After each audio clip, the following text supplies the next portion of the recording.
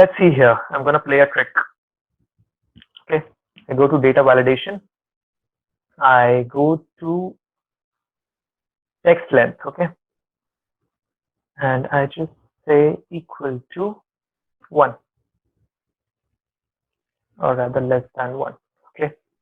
I go to input message. I say, I dare you to type your name. In the message, I say,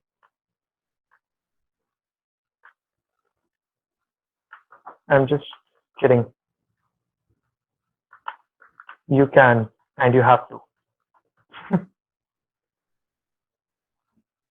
Okay. I also go into error alert, and in the stop sign I say, or am I?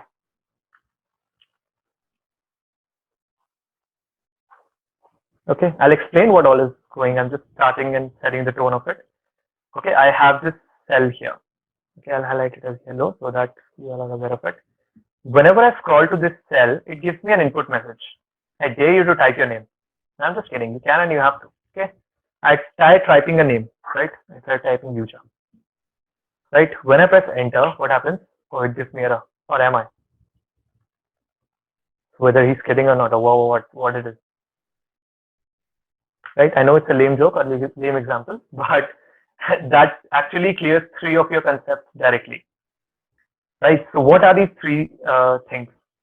This one, as you're seeing here, which I'm moving around, is the error message. Right, and an error message can be of 3 types. Right, I go here.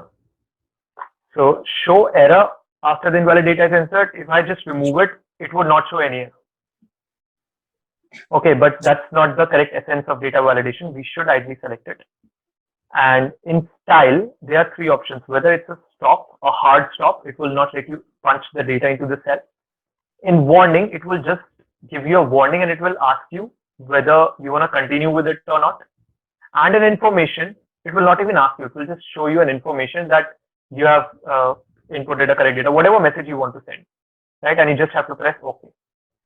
So I'll go to warning with the same example and I'll click on OK. And I type now future. It says, or am I? And it asks me whether I want to continue or not. Right? If I press no, it takes me again to the edit of the cell. If I click yes, it would not put a hard stop. It will accept the data. And why exactly is it showing this error is because in the settings for this particular cell, I have applied this allow field for this particular cell as a text length less than 1 character. Are you getting it? I'm typing 4 characters here. That's why it's showing me an error. Right, and what if I make it just an information? I click on OK.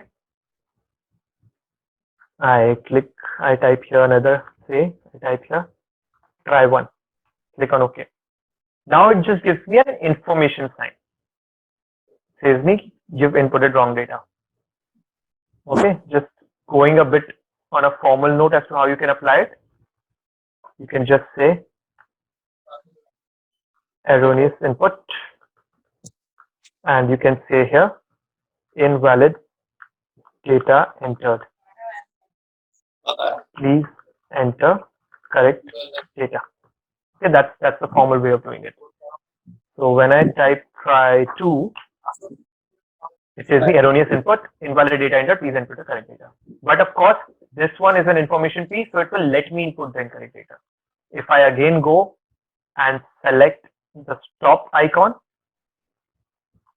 and I type try 4, it says invalid data entered, please enter the correct data, and will not let me proceed until unless I modify it.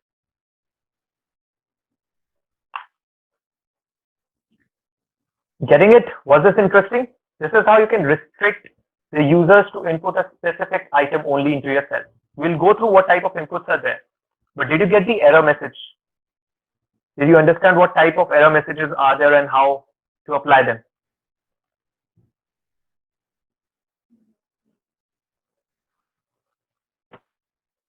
Perfect. Let's see the input message. So as you can see above, there is a title which says I dare you to type your name, and then there is an input message, right? So just going again on a formal note this time, the title can be only one character allowed. Please input only one character. Going to settings, we have these many restrictions which we can put, and of course the last one is custom, where we can define our own restriction. So any value allows you to input any value, right? It will be text, it can be numbers, it can be names, it can be your lifeline, it can be a story, anything. Whole number will only allow me to input a whole number, right? No integers. So if I say between 1 and 12 and I click on OK, right? Ignore the messages, guys, now. Ignore the messages. So I'll press 13. Okay, it will give me an error,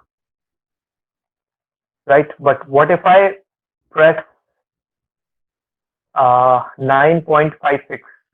It needs a whole number. So it will show me an error, right? And that's where the second input, which is the decimal, comes into play. It will accept decimals as well, right? Hopping on to list, that's the key thing that I wanted to show to each one of you. And so what we do is we select the representative, we go to the next sheet, and I just deduplicate the entire representative list. Okay, I have these 11 representative lists with me, and I'm going to go on this cell, data validation. I'll select a list. Now I can type the list manually here, right? I can say Jones, comma, Andrews, but that takes much time, right? If, of course, it's a finite selection, I can type it here separating by commas. Okay, if I click on OK, it will give you Jones, it will give you Andrews. But if it's an infinite selection and it keeps on updating each time I have to actually update the sheet, so I can just go and select this entire piece, or rather this entire piece. I don't need the ref name. Okay, and of course the reference is absolute reference, so that the cells do not change. I click on OK. I have the entire list with me, which I can scroll down and select the name of the respective representative.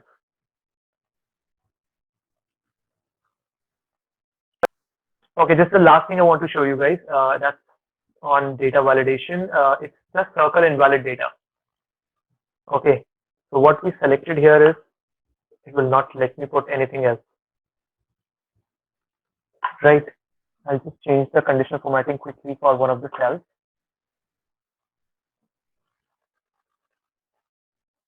Right, and I'll select a whole number between 1 to 12. I'll type 13, but it will show me an error, so I'll just remove the errors bit as well. Okay, I'll type 13. Now this is an invalid data, right? So wherever there are invalid data in my particular sheet, if I select circle invalid data, it will give me all of those cells, right? All of those. I'm not selecting a particular cell to show it, right? All of these are errors, all of these are conditional formatting. I'll go to clear validation circle. It will give me all of those cells where there's an invalid data input.